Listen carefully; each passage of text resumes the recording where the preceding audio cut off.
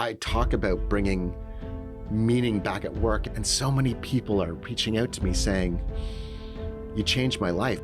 Today's guest is Jonathan Stanley, a best-selling author, speaker, and purpose strategist who's redefining leadership for the modern workplace.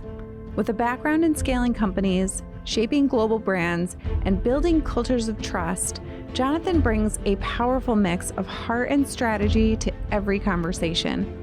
In this episode, we talk about being an overnight viral sensation on TikTok, purpose, and how leaders can create organizations where people and performance thrive together. So, Jonathan Stanley, this Yes. is such a very privilege to have you be here, and I really want to thank you because the way we got together was very odd to me. Sure. And probably to you, but now you're used to this kind of stuff. But my wife literally came home from a book club here in town, and she said, "I just heard this most amazing story." And it was somebody that was at the book club, and her sister, I think I might have this screwed up, but her sister was the mom of the young girl who came across you at the bookstore. Really? Yes. Yeah, yes.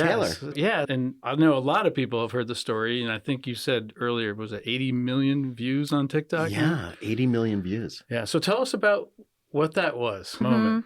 Yeah, it was an amazing moment. I didn't know it was coming. So I'm doing a Barnes & Noble signing, and I had this really special exchange with this little 4-year-old girl, Ella. She, remember... 4 years old. 4 years old. And, Wow. and it's burned into my mind. She boldly marched up to my table. I was sitting at a table, and she says, "I want to be an author when I grow up." And she had me right there. And she said, "I created my first book."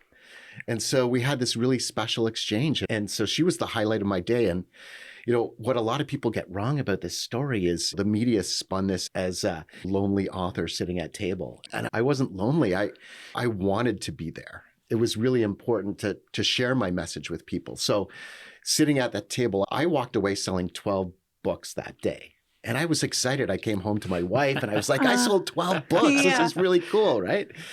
And so I wake up the next morning, I get onto LinkedIn, and I write a post about doing the Barnes & Noble signing and about Ella, this 4-year-old girl who was the highlight of my experience. She was just this amazing little girl. Little things like that. Yeah. And the day, it's Sunday, and all of a sudden I get this email from someone I don't know, and it says, "You're going viral on TikTok." And just about at that moment, my stepdaughter and my wife are marching up the stairs, and they're like, "You're going viral on TikTok." And I was like, "What?" Did you go, "What's a TikTok?" I had a TikTok account, and I had one follower, right? It was my biggest fan, my wife. And the next day I've got 500,000 followers. And so through all of this, that moment, I really didn't completely understand what was happening, but I realized I needed to respond to the outpouring of love, encouragement, and support that was coming in from every corner of the globe. Wow. And it was amazing. The next day, my book is a bestseller on Amazon. Within 3 days, it hit Amazon charts for the top-selling book in nonfiction of all Amazon books. Wow. So it was an incredible and deeply humbling experience. Yeah, and it was combined. So there's a couple stories going on there, right? The fact that this 4-year-old girl noticed you and wanted to come up and didn't come up with empathy saying, "Oh, this lonely guy." She's, "Hey, I want to do what you're doing." Yeah, I didn't hear that spin on that story. Yeah. And so all those things combining to make people just fall. I feel like stories are what makes life fun. And what I didn't know is Taylor hit record on her iPhone and took a 10-second video clip. And that came from kindness and empathy. It came from a good place. Yeah. And through that journey, I recognized that kindness was reflected back at me. And I write about kindness in my book and the power of kindness and how it can create a ripple effect that can reach every corner of the world. And that was just reflected back at me. It was incredible. I have 2 questions. Yeah, go. I think I want to start with the second question. Sure. You talk about kindness in your book, you just said. and you've spent so much time writing your book thinking about kindness, thinking about purpose. Are you familiar with the reticular activating system? I am not. Oh, you will be. So the reticular activating system is the red car theory. When you think about something and you're focused on something, suddenly it starts showing up all over the place. This car you're shopping for. That is your brain's filtration system. Anything you focus on, it is going to give you evidence of. I got it. So now, here you are focusing on writing a book about kindness and purpose and meaningfulness Right. in your life. And here you are sitting in a bookstore, just doing it because you love it. And here, just as you said, kindness is being reflected back to you. Yeah, I truly believe if you're doing good things will come to you. And I believe in that. I believe in reciprocity. And I recently talked about, as leaders, we need to begin to shift our mindset. The American workplace is broken. There's so many toxic cultures out there and so many leaders that don't understand that the people they lead are responsible for the outcomes. And so the whole premise behind the book was wanting to bring humanity back to work. And when we talk about kindness, it's more than kindness. We've got to get through this mindset shift of give over get. We live our lives thinking, what can we get? What can we get? We chase titles, we chase money, we chase so many things in our life. And if we just shift that mindset to what can we give, of ourselves, when we put the interests of others first, really magical things begin to happen. Absolutely. What led you up to that book and saying, hey, I want to do a paradigm shift on the way people are thinking about business? You didn't just go and write that book. You must have had a bunch of experiences leading up to say something has to go in a different direction. Yeah. So it was that individual chasing money, right? I was chasing titles. I was chasing money. I thought that contributed to my self-worth, that title and money, and defined me. And I had a very sort of tragic event happen in my life. My brother, who I love dearly, Peter, he decided that he didn't want to be with us anymore. And he died by suicide. And, thank you. And during that time of grieving, I really needed to reevaluate what was important in my life. And he left me this extraordinary gift. And that gift was, you've got to live authentically, beautifully you, and you've got to be courageous and be bold and live your dreams. Do that for me. And so I share that gift with everyone I meet, but I had to understand that there was something much more important in life, that I, like so many other people, were trying to understand what was my purpose. And I had to go through that journey. And so back in 2006, I started a company with intent. I wanted to lead that company with purpose. I wanted to give people meaning at work. I wanted their work to matter. And so that's when I began that purpose journey. And it was all because of that tragic event in my life that set me on this journey of purpose. And I was doing purpose when people weren't thinking about purpose. So I had this amazing purpose journey, and it really, our purpose was inclusion for my company. And that mattered to us deeply. And it really shaped and molded the way I led my company. And we grew the business internationally. The company was acquired in 2019. And I stepped onto the executive team of the company that purchased my company. Okay. And they were a product-centric company, very product-centric driven. And so I spent my time trying to influence the executive team to go on the purpose journey. And through several discussions, they got behind me. And so I took this company through a purpose journey. And it was transformational in terms of culture. There was a culture that we built of gratitude and meaning. I took our internal net promoter score, which is an engagement metric internally, and took it from 28 to 55, which is world class over 2 years, because people felt like their work mattered. And so you talk about a process about this in your book. Is that the roadmap to that success? Yeah, the book is a roadmap to create meaning at work. That's really the first half of the book. And the second half is how to take that meaning and turn it into strategy. So you've got a clear, focused execution plan. Okay. That sounds like a heavy lift. Yeah, I love it. I love it. I think I'm one of the people in our company that's always trying to get. I don't know if I know everybody's capabilities, but I want them to feel that within our company, they have that room to grow. There's no ceiling. Let's go. And I love to be surrounded by people like that. Maybe it's the reticular thing. I can never remember the name of it. You just RAS. Just say RAS. Yeah, but to me, I just love being surrounded by that energy, that positivity.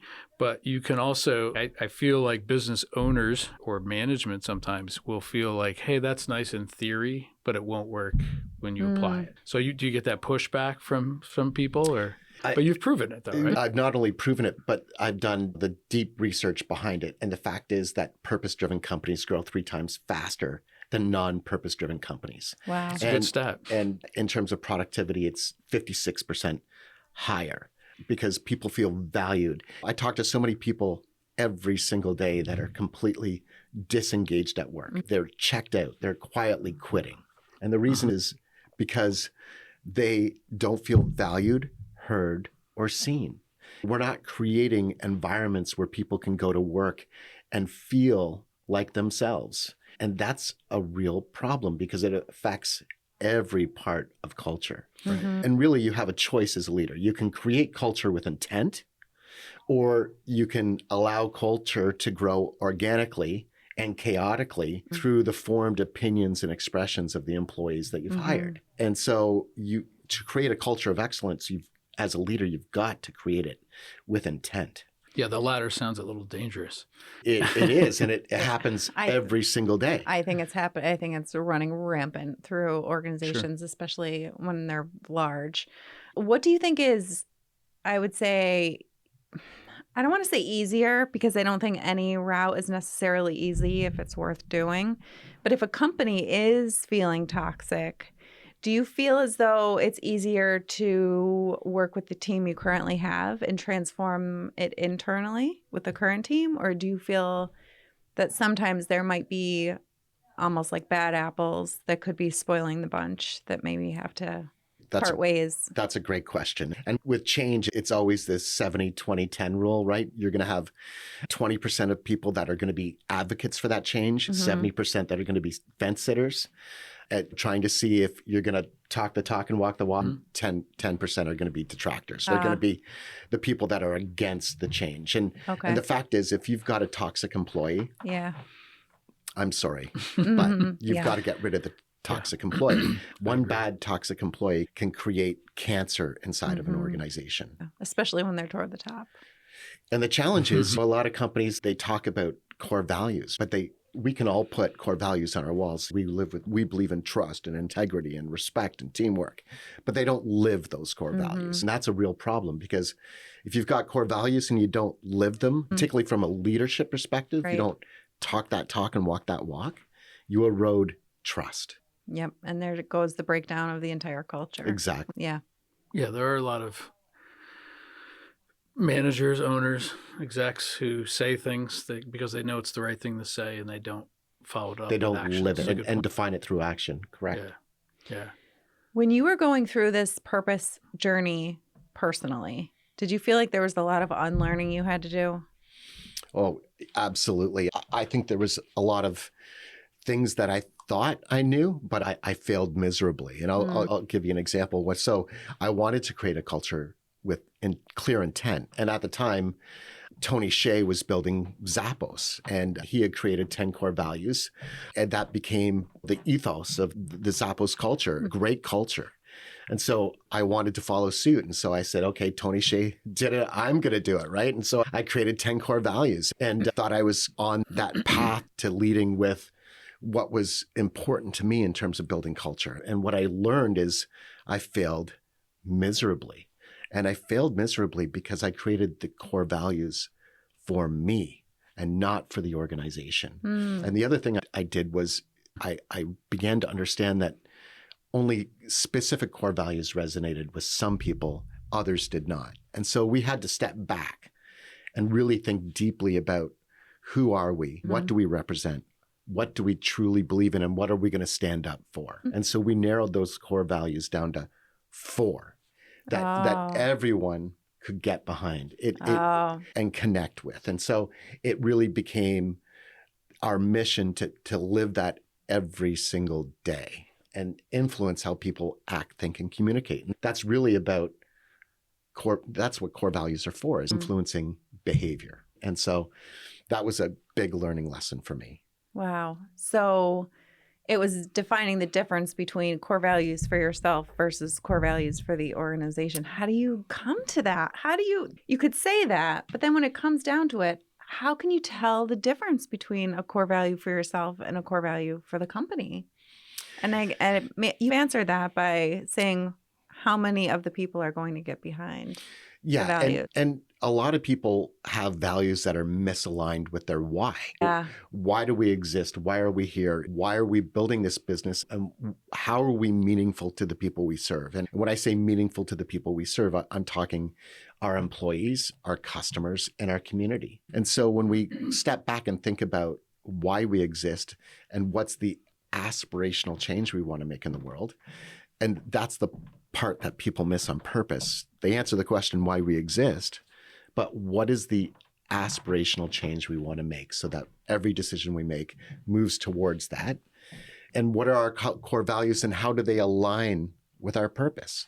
So if you believe in sustainability, but you don't recycle in the office, that's a misalignment of core values. Yeah. Yep. Yeah.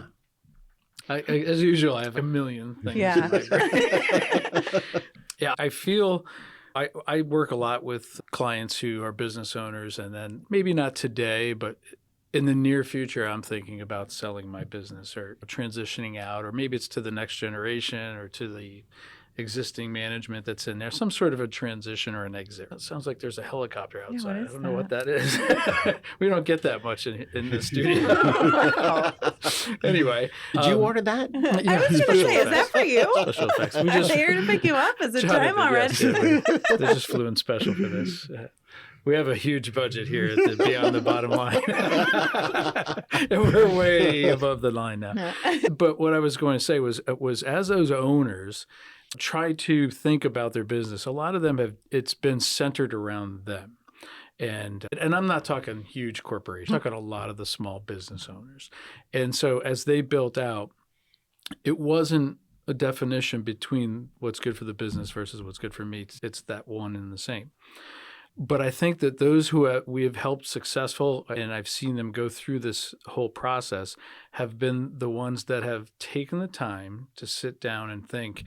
I think a lot of people put out this persona that like, oh, I started this thing and I had this very clear path and plan, and I call BS to that. I think a lot of us start a business because we're just drawn to it, and we do some things right. Maybe there's some luck, and we figure out what we're doing, and it grows. But in the meantime, if you can admit that and it's become successful, then you start to have people around you. Like I look at in Stonehouse, it's my extended family, and I think about 40 different people now that are working alongside in different capacities. And there is a danger because you hire people to do something you were doing yesterday, and hopefully they'll do it as good, but most cases they do it better. But that's the reason they're so good is they're siloed. And as good as they are, they lose track, or they don't, without communication, they lose track of what these other 6 different departments are doing. And so they're just focused on themselves, and they're not really sure eventually what this is meaning to the company and to the rest of the extended family in the office. So for a leader of that company to take the time to get his or her priorities and core values in line, and I think to answer your question, I think it absolutely can be different because a business is not a human. Humans have certain needs and wants. A business is different from that. But if you can help everybody understand, look, we're all living off of this business. This business doesn't exist without our customers or the products we're putting out or whatever business you have. So we need to do these things in the business, and then that'll translate to what we're all looking for. Right. And to me, it's all about, I feel like there's a scale there. I don't know if that's the right word. Whether you're the owner, I guess if you want to say at the top, right, or an employee make 40 hours a week with maybe a bonus or whatever, like, to me, that you're all working toward the same thing. Your ultimate take-home pay might be different, and you can say he or she's taking more risk as the owner and all that stuff, but it doesn't really matter how you're getting compensated. You need to come in and feel like, I need to do this today, and I also need to keep an eye out for opportunity, keep an eye out for better ways to more efficiencies and things like that. Just overall health.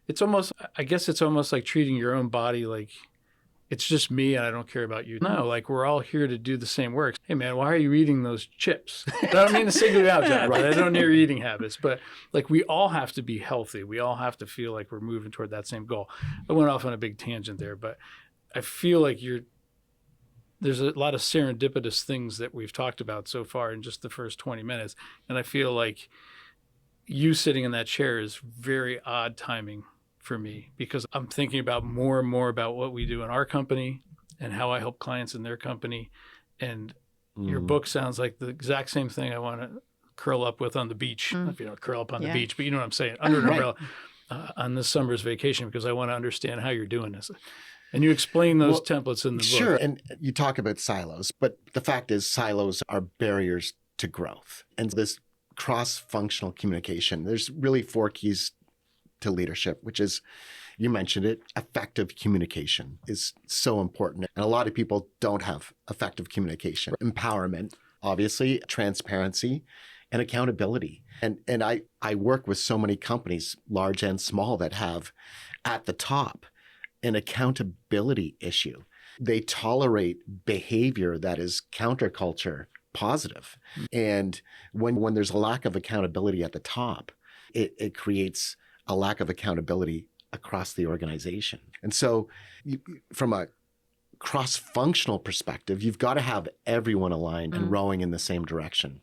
If you're in a leadership role, you have to take on that responsibility. Right. You should. If you want to operate at best-in-class level, you got to do those extra things. Right. And your responsibility as a leader is to help others become the best versions of themselves. That is your role.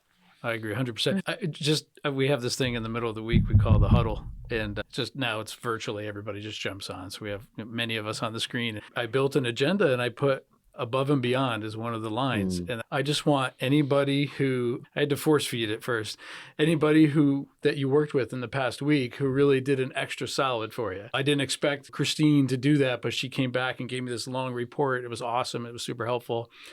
Share that with the team. Give her a shout out in front of everybody else. So important. I think who doesn't love that if you're on the receiving end of that, right? And it also encourages everybody else. I kind of want to step up my game. And people want to win. People who go to work, they want to win. And so when you've got a plan and you've got goals and you're moving towards them, they want to win. They want to celebrate the wins. The challenge is we're too afraid to talk about the losses. And it's so important to talk about those losses. Why did we lose? Why are we not performing? And really, dig deeper into that, because the losses are as important as the wins. And the losses are really just data. It's just information. Yeah. Yeah. Jonathan, I'm just thinking, we do a sort of a retreat, a company retreat. I want to see if I can have you come talk to our team. Absolutely. I don't know if you do that kind of I stuff. know, I was going to say. That'd be super interesting. Yeah. Do you speak to organizations? Do you have programs? You have culture workshops? Yeah. Right now, I'm really focused on writing my next book. I'm doing speaking engagements and mini workshops. And that's really my core focus moving forward. Yeah. Great. But I just finished this really cool project with Click, which is they're an advertising agency. And they made my book, the book club of the month pick. So I had a lot of fun working with them and created a video for them that they kicked off at their event. They've got 1,500 employees worldwide. So I gave them a personalized message, and they're a purpose-driven organization. So they were really excited about having me kick off their event. It was a lot of fun. Tell us about being overwhelmed, like when you had all these messages coming. Talk a little bit about that. You shared some stories that I think are important to hear. Yeah, it was really surreal. When you go from one TikTok follower to 765,000, your life changes. And you said the first one was your wife. It was. And so, there's a certain responsibility through all of that. I was being pulled in so many different directions. I had, of course, everyone from Inside Edition to the Today Show to CNN to NBC News, and the list goes on and on, right? The Wall Street Journal. all wanting the story. And at the same time, I felt this great responsibility. And that responsibility was, there is a need to address the real issue here. The reason I wrote the book is that people are feeling undervalued at work. And so bringing humanity back to the workforce was, number one, my most important goal. And that responsibility was, I've got to keep sharing this message, right? I just can't not address the TikTok audience who have provided this incredible support, love, platform, encouragement. Yeah. And so I had to step back and really focus on what mattered. And what's interesting through all of this is that TikTok has really given me, as you said, a lot of feedback from an audience perspective. I talk about bringing meaning back at work, and so many people are reaching out to me saying, you changed my life. I'm going to get emotional here, but CBS reached out to me and they said, we want to ask you a few questions. And their first question was, what is the impact? What is the impact you felt through this viral moment? And I had a DM on TikTok from someone who said, they were in their bathtub and they were getting ready to end their life, right? And they reached out to me and said, your message helped me. Really? Yeah. It made me feel like I mean something. And you gave me hope. And Wow. that has powerful. That is. So Yeah. I was going to ask you, with that kind of attention, specifically from that viewpoint, with what you described with happened with your brother, and that, yeah. did you feel like, did you sit back at any time and just think to yourself, like, and think of him and think, this is all for you, or this is worth it? Or Yeah, I talk to Peter all the time. Yeah, he's with me all the time. Yeah. And to be fully transparent, I wasn't in a position to be able to respond to this person myself. I'm not a doctor, but my wife, she lives with anxiety and depression every single day. And so she knows the battle. And so, like you said, having lost my brother, I handed her my phone and I said, you do it. Help. You've been there. You know how to respond. Yeah. And sorry. That's right. She took the phone and she wrote a very personal message about her battle. Oh, really? And that he was seen and valued, and he responded. And only she could share that message, because I don't battle that. I have situational depression from every other human being, right? But I don't live with that kind of depression where you don't see a way out. Yeah. So she helped me through that. Wow. Yeah. Just get me off. Yeah. Yeah. I know. Getting So I laugh when emotional. I laugh when I get sad. I laugh. Yeah. It's probably something No, wrong. but to know that I'm helping people feel like they matter is important to me, because they do matter. Just in today's world with AI, Yeah. the passion and emotion you're eliciting right now is just, it's fantastic. And I think we're going to miss that going forward. I'm glad that you're showing that emotion. I'm super glad that you've written this, and so incredible how that worked out. Just a series of events. There's probably a lot of people in the world that have wonderful things to share that circumstances don't suddenly your message was heard by many. And without that sort of circumstantial thing, it would have been still a great book helping a couple hundred people, a couple thousand people. Now it's boom, it's out there. Yeah, it's amazing, because I'm getting people who've read the book who are responding to me and saying how it's changed their perspective on leadership, that they're moving forward through the process of aligning their business with the book. And one of the things I talk about in the book is SMART goals are dumb, right? A lot of companies use SMART goals. And the research shows that only 13% of people actually feel like they gain anything from a SMART goal. Wow. And the problem is that SMART goals are dumb because there's this big A that says achievable, right? So who wants to create goals that are achievable? When was the last time you created a goal that was achievable for your team? So I don't know how to answer that, Jonathan. Yeah. So I talk about bringing in a new goal framework that I call MEAN, which is you've got to think about your why, the aspirational change you want to make in the world. And quarter by quarter, you've got to look at MEAN goals. Are they meaningful to allowing us to step forward in a way that's going to fulfill our purpose? Are they actionable and exact and necessary to do the critical thinking from a goal perspective? Is this actually necessary to move us closer to fulfilling our purpose? And so it forces people to do the critical thinking behind why these goals matter. And there's a lot to unpack in the book, but I believe if you do the work, you'll enjoy the success. And the other part of this is there's a demographic shift that is happening. Millennials and particularly Gen Z are now 70% of Gen Z are actually looking for companies that live with purpose and have values. I believe it. Yeah. So as this demographic shift is happening, there's something interesting happening. They're looking to do business with companies that are doing good in the world, that stand for something that aligns with their beliefs and values. And so if you're not actually moving towards having a purpose, living core values, trying to do something meaningful in the world beyond serving your customers, you're losing customers. Yeah. They say the longest journey is from your head to your heart. And it sounds like your framework is a step-by-step process to marry the two, in particular in business. Exactly. Yeah. Exactly. But you almost got it right. It's heart, then head. Heart, then we head. process emotions 15,000 times faster than our brains. And so what we don't understand is we think we're rational creatures, but we're actually emotional creatures that think. Yeah. 100% agree And with the that. subconscious mind, technically, subconsciously, there is a thought before the emotion, but it's so subconscious. 95% of our thoughts are in our subconscious mind, and they're driving 95% of the decisions we're making every day.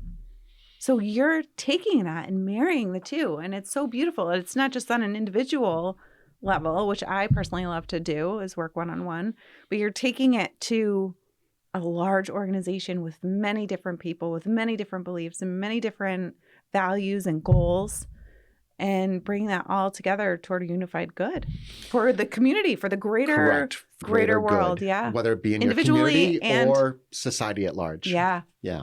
Incredible. Major life and business changes can really shake things up, for worse, and sometimes, I believe, for the better. As a certified neuro coach, I know that when we are in an area of transformation in our lives that we did not choose, or maybe we did, we're bumped up against our comfort zone. And when that happens, our subconscious mind gets louder and tries to pull us back to where we feel safe.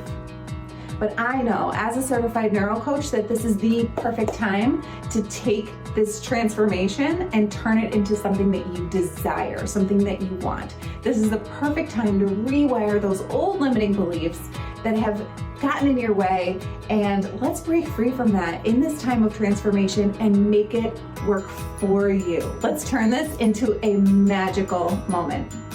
I would love to hear from you. You can book a call on my website at mariaconaglero.com. Let's make this transformation last. And like you said, if you want to change the way people think, you first have to change how they feel. And that applies to everything from a leadership perspective, from a marketing perspective. Yeah. A lot of companies out there are talking about how great they are, how great their products and services are. But it's not about them. They don't get to decide how great they are. Their customers do. And so instead of pounding their chests and saying, look how great we are, they should be saying, I exist for you. I hear you and I value you. That's where marketing gets it wrong. That's a really interesting spin. I don't mean spin in a negative way. Right. It's a different perspective. Yeah, without the clients or the customers, there's zero business. There's zero business. I'm in the middle of watching, my daughter's got me watching Succession. Do you know what I'm talking about? I've been told to watch it, and, same. it's on my list. It's the antithesis of everything you're talking about.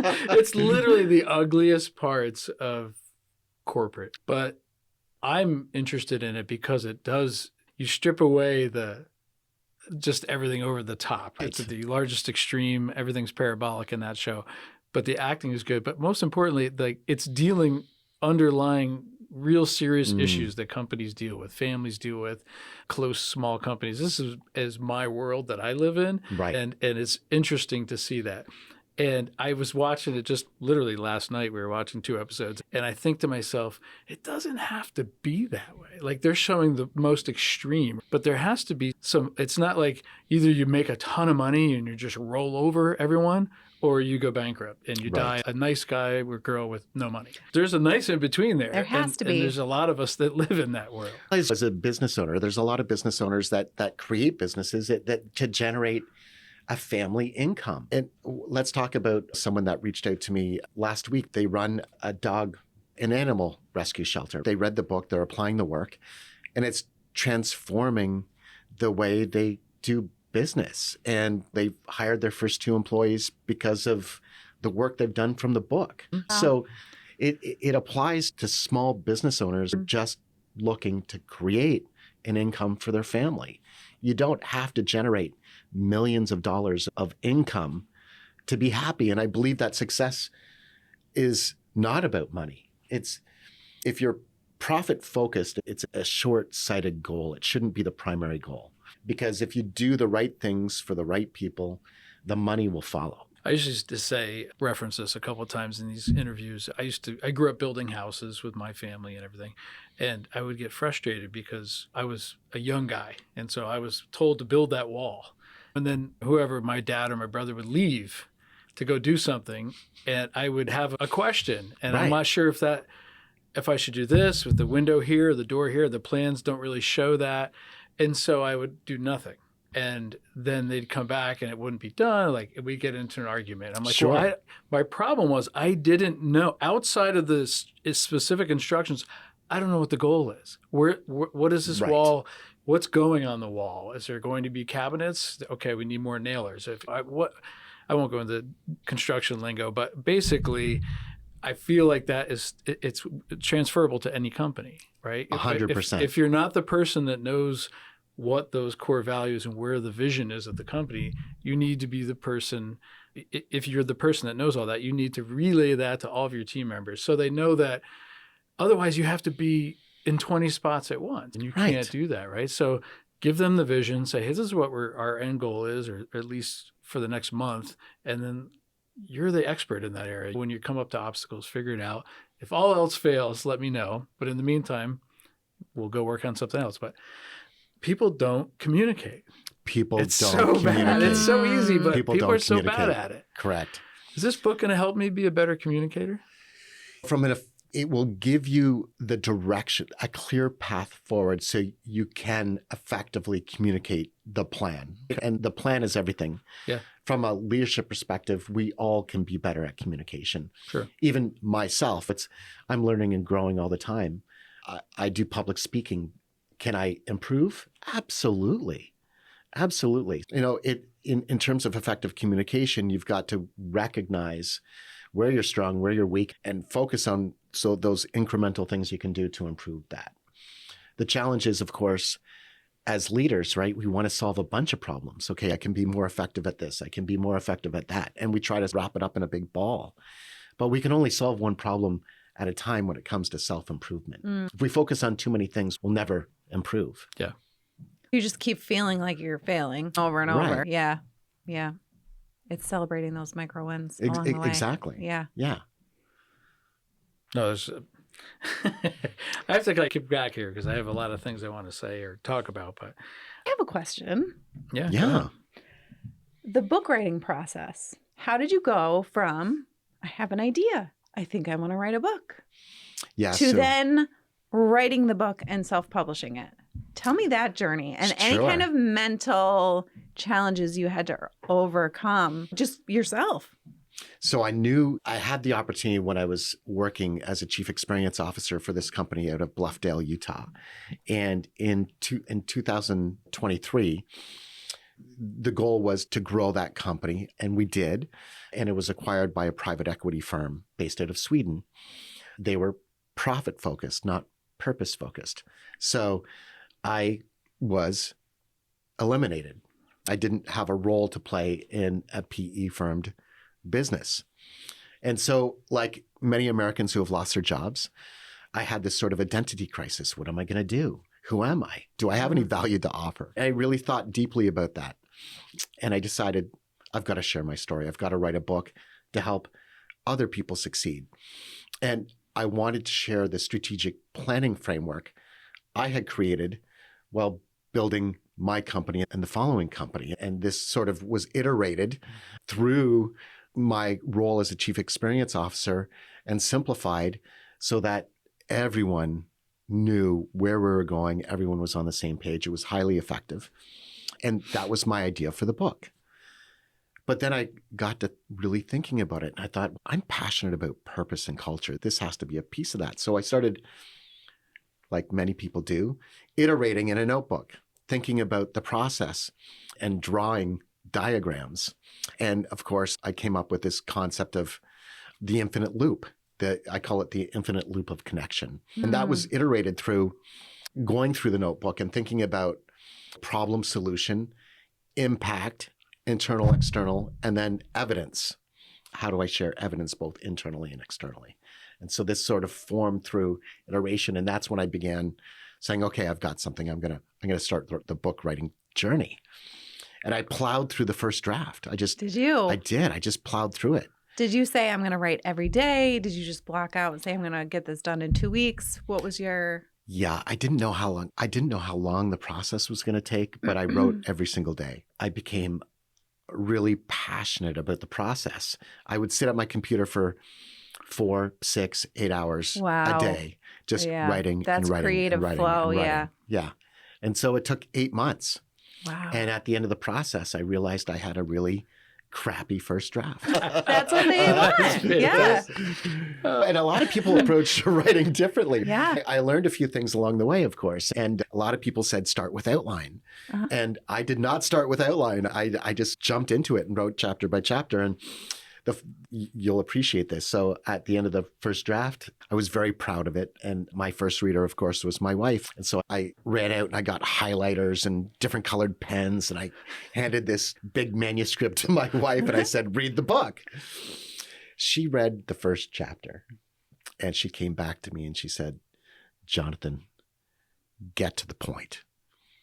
And I was like, I was devastated. What? I just spent the last 8 months of my life writing this book.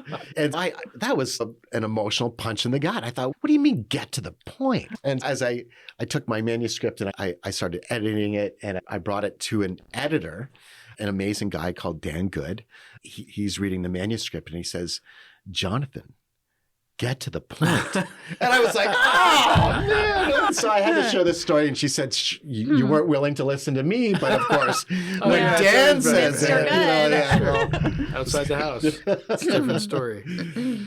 So did you go back and redo? Of course, yeah. How many drafts did you end up having?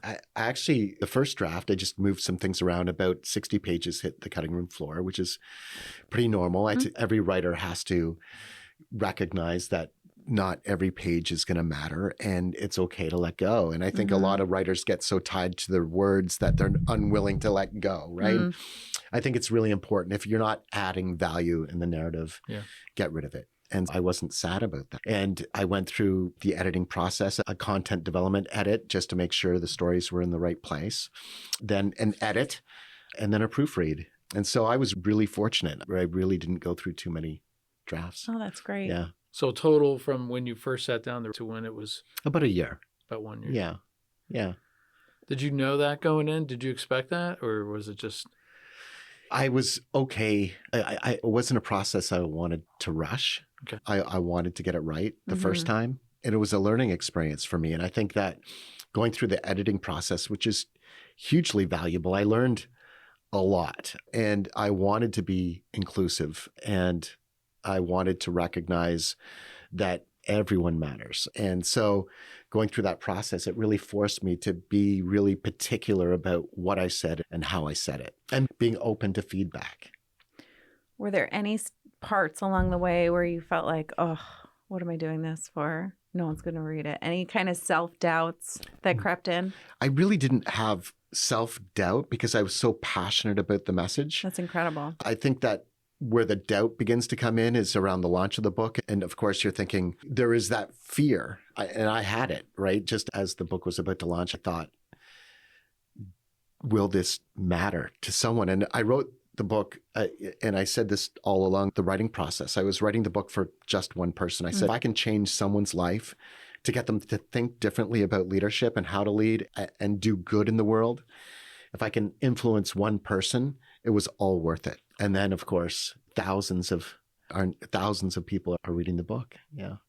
I feel like to equate writing a book to art, I feel almost like the real good gems, the valuable artistic and writings came from somebody that it was almost for cathartic reason. I just feel passionate about this, or I just love this. I'm going to make this piece of art.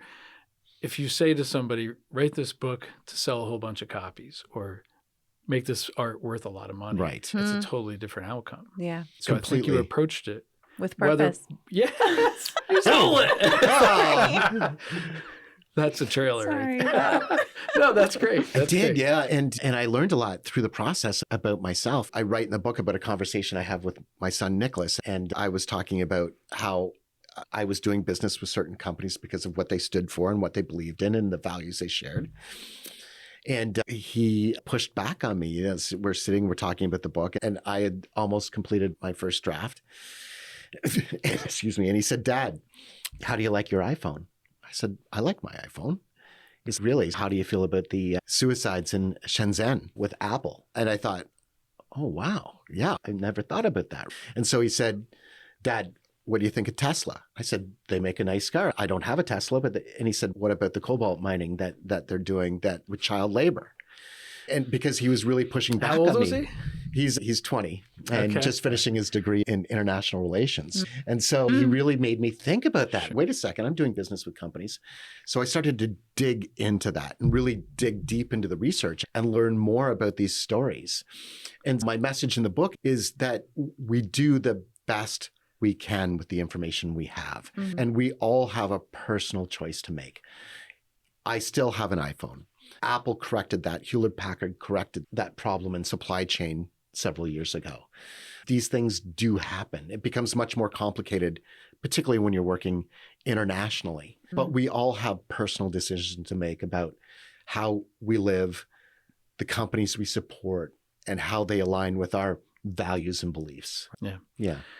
He was. I love that he was calling you out. Like Yeah, that. he was That's, calling me out. Yeah, I love that Yeah. we're having conversations. I'm love that your son and you had a conversation Right. like that. Aw. You sit there with my kids all the time, and I start to tell them something, and my kids do what your wife did. Get to the point. I'm like, so Land the plane, Dad. yeah. Exactly. And then at our Stonehouse marketing, like Anna from marketing always says, yeah, can you make it your 10-minute video a 2-minute video? I'm like, no, I can't say anything intelligent in 2 minutes, right? Exactly. And I feel like there's a place for long form, and like here, this is exactly it. And people in today's world don't have to watch it. You just And I'm still really struggling with this sort of 20 to 30 second video format on TikTok. My videos are on average 1 to 2 minutes long because there's a message in the video. And so I'm really struggling with that really short form content, but that's okay because people are still watching.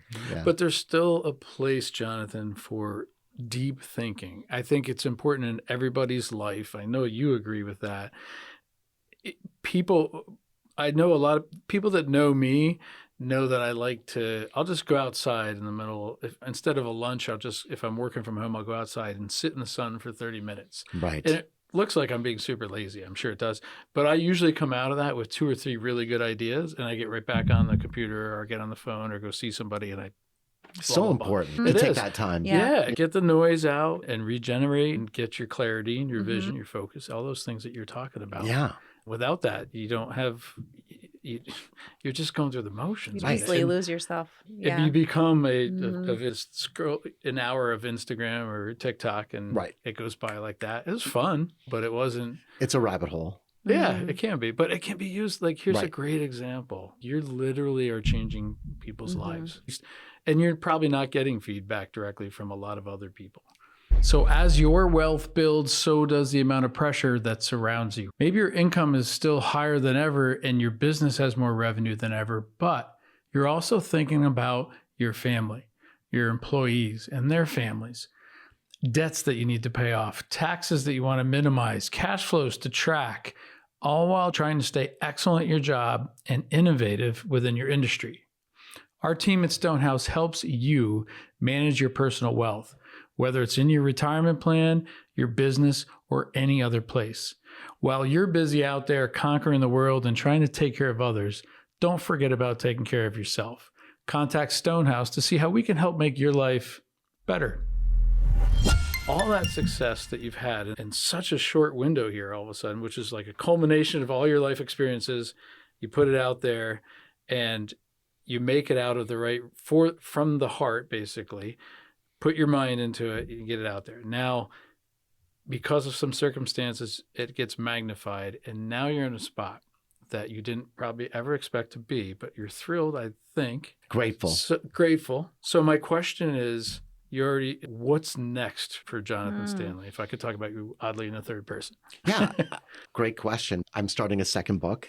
It's actually starting next week. I have a book idea in mind. I want to write it.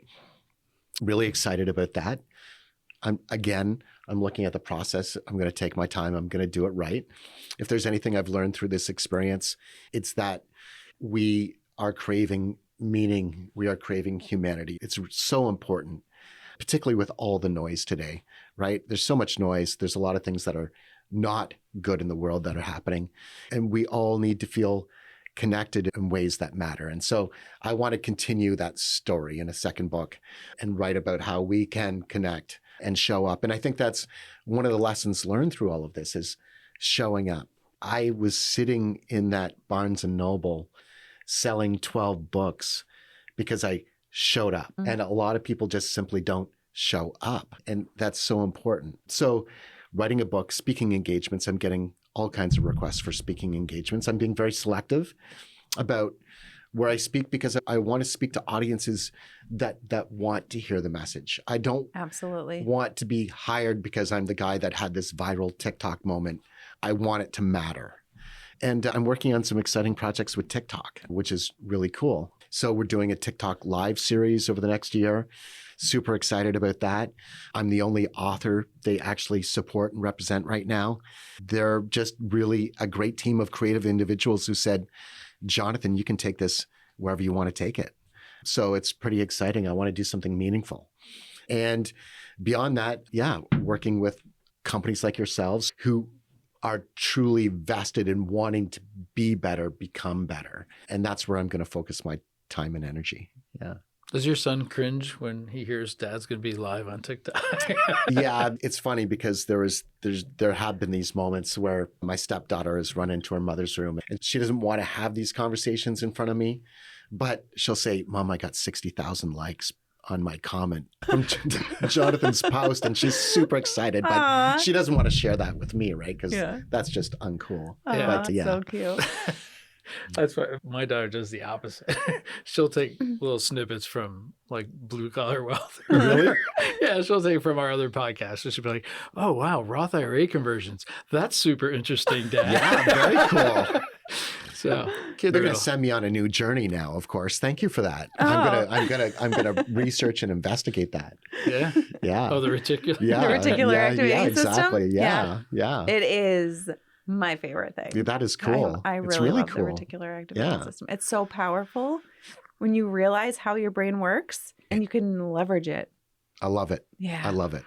Can I ask you an odd question? Yeah. So there are many people in the world that have some really good things to say that might go through some sort of a similar trek that you went through without the amplification. What do you say to folks like that? Because you just said in this conversation that had you left Barnes & Noble that night selling 12 books, you were stoked. I was excited. Yeah. I want to make sure that those people, should they just give it up, or should they pursue it and realize, hey, this is my goal? You put your goals out there, and maybe it's not to get 80 million views on TikTok. I think that's just circumstantial, but getting the initial core stuff done that's important to them and then seeing where it goes from there. I don't know. I just want to, I'm wondering if I'm sitting there and I'm in the middle of a book or something similar to that. I'm like, I'll never get that extra boost. And by the way, getting a boost is just a part of it. If you didn't have the right message, it would have, as you said, fizzled out in 24 hours. Yeah. But you're taking it to new levels, which is super commendable.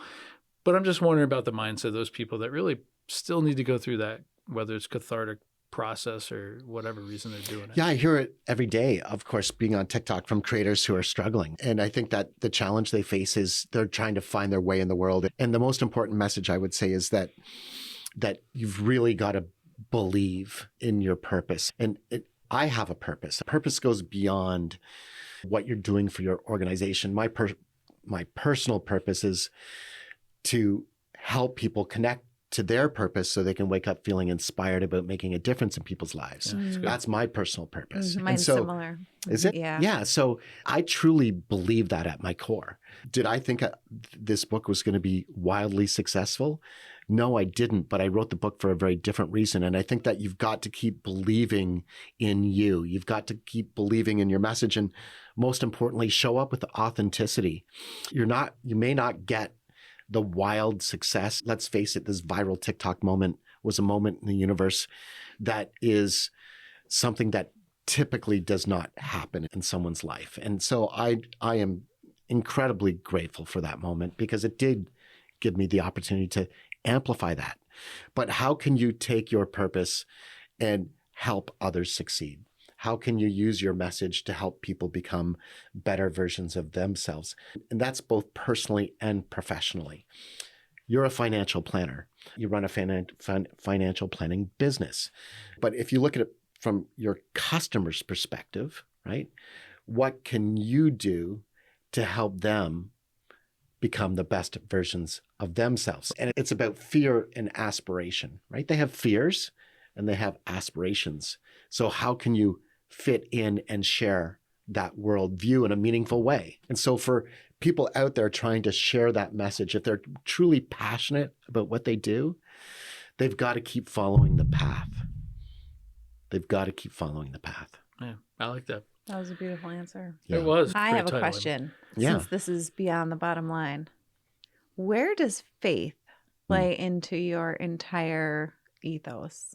Yeah, you're asking me a big question. It's a big podcast, John. Yeah, it's not one I've answered. People don't like to bring it up. Yeah, but I'm happy to have that discussion with you. I believe that there is a higher power in my personal sort of faith system. And I'll tell you a story that I'm going to write in the next book. So you're going to have an exclusive. Whoa. So interestingly enough, I was standing at my patio door, and I often speak with my brother and my dad, who I believe is now existing with this higher power. And I said, God, I really need your help. I just had that moment. It was 5 days before the viral TikTok moment. Wow. Because I was really trying to figure out what I wanted to do next. And I was really struggling with that. I had been offered a job and I wasn't so sure I wanted to step back into the workforce. And so I asked for his guidance and help. And then 5 days later, boom. That's it. Boom. And I don't think that was coincidental. I think that the universe spoke back to me. And I'm going to tell that story in my next book. Wow. Yeah. I wonder what you'll be thinking of that story in a year after you get a little bit more time to think about it. Because your life has been a whirlwind. It's been a whirlwind. Yeah, it's been a whirlwind. Yeah. You're overwhelmed? Not now. In the initial couple weeks? Yeah, completely overwhelmed. Yeah. Just overwhelmed with the media. And at the same time, I was receiving thousands of messages a day. I couldn't keep up. Messages through my website. I had requests for over 100 speaking engagements. I had endorsement requests coming in. I turned all the endorsement requests down. Companies were reaching out to me wanting to promote and advertise their products or services around me.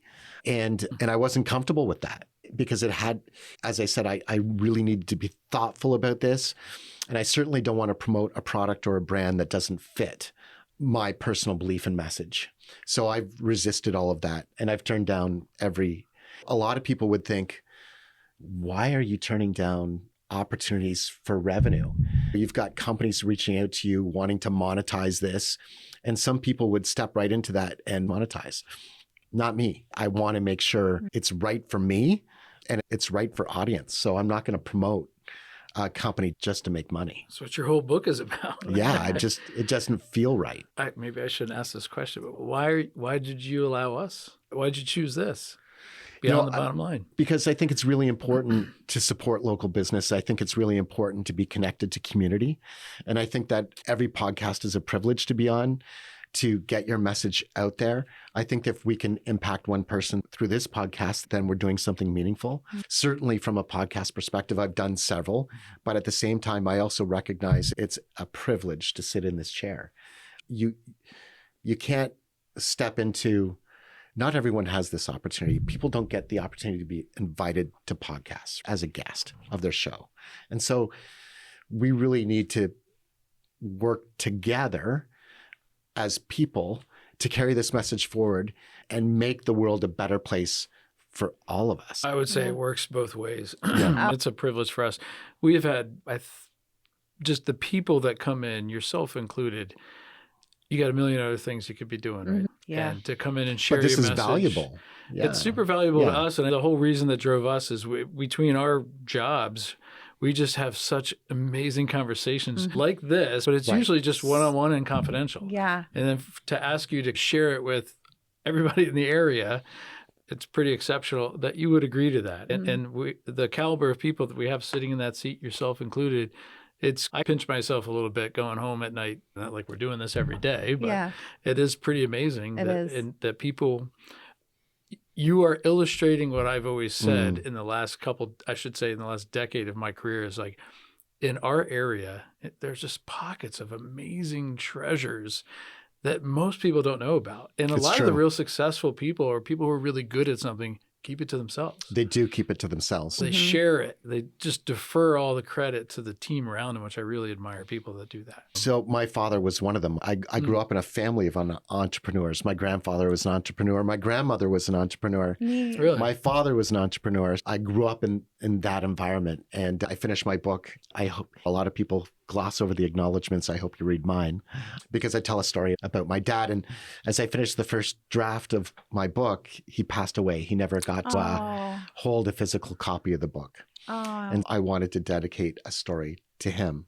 And this is a true story. I'm 20 years old. I'm visiting my father. He built a house in the woods on the Bay of Quinte in Ontario, Belleville, Ontario, across from Belleville, Ontario. And he had that father-son moment. He said, let's go for a walk. And he wanted to impart some wisdom. Of course, I didn't know that at the time, but of course, happy to have a walk with my dad. And so we're walking along the shoreline, and he says to me, Jonathan, I've got a question to ask you. And it's a serious one. He said, you need to decide, do you want to be a farmerman or a fisherman? A farmer or a fisherman? And I was like, what? What are you talking about, Dad? And he said, son, there are two types of people in this life. You're either a farmer or a fisherman. A farmer plants his seeds, he cultivates them, nurtures them with care to grow a crop and leaves seeds for future generations.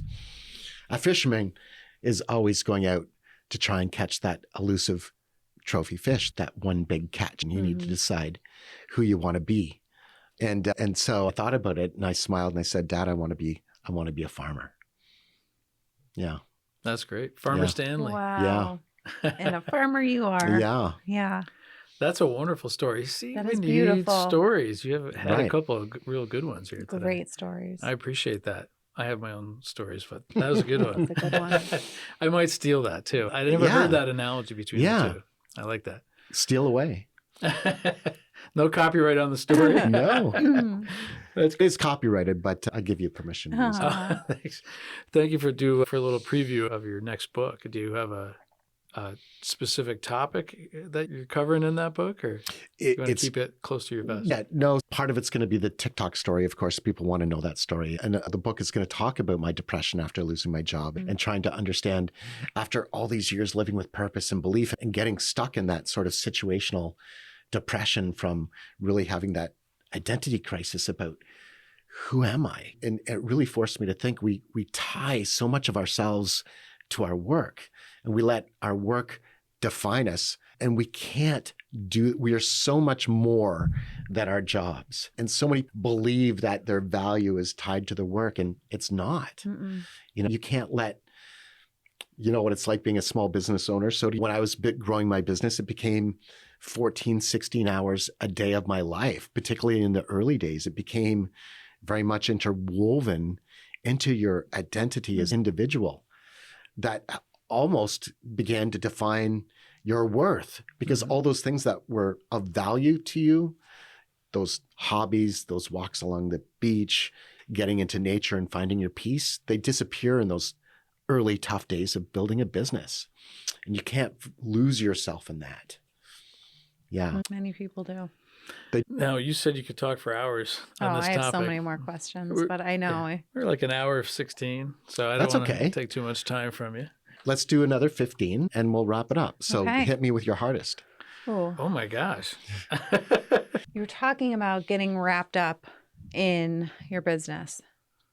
I love the idea that momentum can go in a positive direction or it can go in a negative direction just as easily. Just as easily. And I think that's what ends up happening is we start down this path and these daily habits become weekly habits, become monthly habits, and not just physical habits, but mental habits. Right. And that's when your identity shifts and you can find yourself in the momentum of a direction that isn't you anymore. Yes. That's hard to turn around from. It is. And you bring up such an important, valuable point. And I think that's the whole reason for writing the book is you've got to believe in your purpose. Your purpose becomes the guide. It is your North Star. And you can't lose sight of that. And failure's okay. A lot of people think that failure is bad. You've got to fail. I've failed 1,000 times, made 1,000 poor decisions.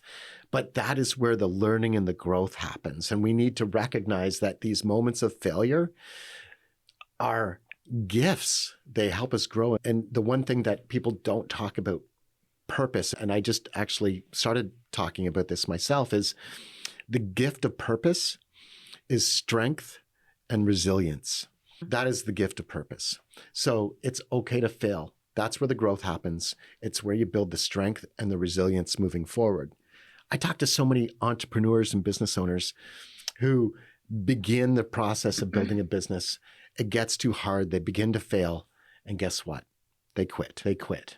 And they quit too early because they don't have the passion or the belief and purpose to help them move through the dips. If it wasn't for purpose, I would have quit 1,000 times. I've had that entrepreneurial mindset where you're lying in bed at 3:00 in the morning, and we've all been there, wondering how we're going to pay our mortgage at the end of the month. I have been there. It is a tough place to be in. Building a business is not easy. It's actually incredibly hard. But if you live your purpose and truly believe that you're making this product or service to help people become more successful themselves, and that you are making an aspirational change in the world, something that's meaningful, you're going to get through those tough times. You're going to have a larger purpose to help you get through those dips and trenches that you're inevitably going to find yourself in. What do you say to people who feel like they've lost their purpose or never had it to begin with? And there's so many people that don't have a clear purpose. And so I take them step by step in the book on how to define that and how to arrive at that. And I think that the biggest challenge we have is vulnerability. A lot of us, particularly people I'm Gen X, right? And if you know anything about the Gen X demographic, it's tough for us to get vulnerable. And so you've got to be open to the process of peeling back the layers so that you can really have those introspective philosophical moments where you're getting real. There's typically a pain point, right, in this why question, and you've got to dig down to that. Jonathan, how do you go from you're about to go on, like the next year of your life sounds incredibly busy. How do you do habits that you do on a regular basis, a daily basis, so that you don't become your own problem? Like managing all these things that you just talked about you're doing with speaking, writing the book, other things you have going on. Next thing, it's 6 months later, you haven't even done anything on the book because you've been busy doing these other sort of fun things, but now you lost vision, you lost focus on what was also important to you. So how do you balance all that? Yeah. So one of the things you should know about me is that when I make a commitment to self, I fulfill it. So if I say I'm going to write a book, the book's getting written, but I do many things that are very similar to your process. So I think the most important thing we can do when we wake up in the morning is not pick up that phone. I think we need 30 minutes of self-reflective time before we start tapping away on the keyboard. Before you send your first email, I think you really need to think, like you said, about your purpose and why you're here and what you're setting out to do, and have that reflective time. It's so important to energize yourself that way.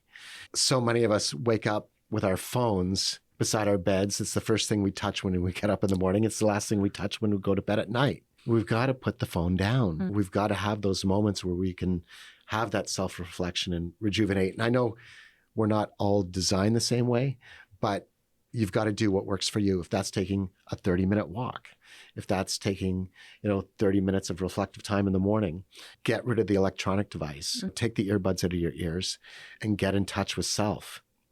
The other thing I do is nature is my peace. So important. For me, there's nothing like water. It just gives me this incredible calmness of spirit when I'm around the water. So I make a point of doing that as often as I can. You're in your thoughts, right. Yes. and you've got to give yourself that time in the morning. You will find yourself finding things that were hidden. Yeah. It's funny. I can't wait to have silence.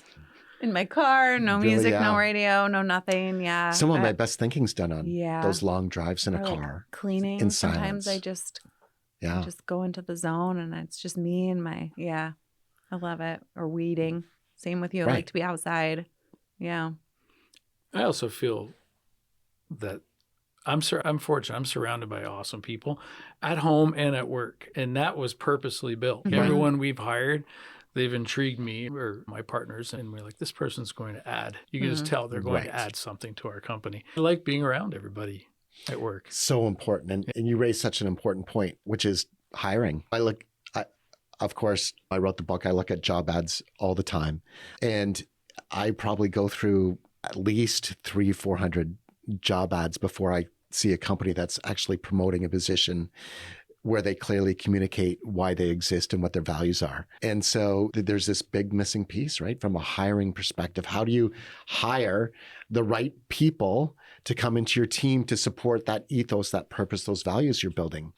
It starts building that kind of DNA inside of your company starts with hiring the right people. Yeah. And yet companies who live with purpose and values don't actually include that information in a job description.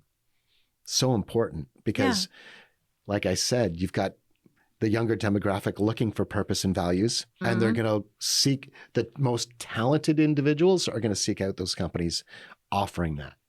Once again, I've learned something new, and I have to go rejigger everything I'm doing in my head. That's okay because we're all here to learn, right? Yeah. That's great. I feel like every time I have a conversation with someone of your caliber, I'm immediately back to the drawing board. But that's it's adaptation. I'm thoroughly inspired. I have to say that we've all had different life experiences, and I think each of us you're interviewing me today, but if I was to flip the script and interview you, I would be learning just as much. You're an optimistic guy. No, it's the truth. We all have a story to tell, and our stories matter. Yeah, see that? I love that. I'd like to end on that, unless you have a final thought that you'd like to share, anything like that. No, it's just been a delight to be here. Such a delight. Thank you. That's a wrap on today's episode of Beyond the Bottom Line.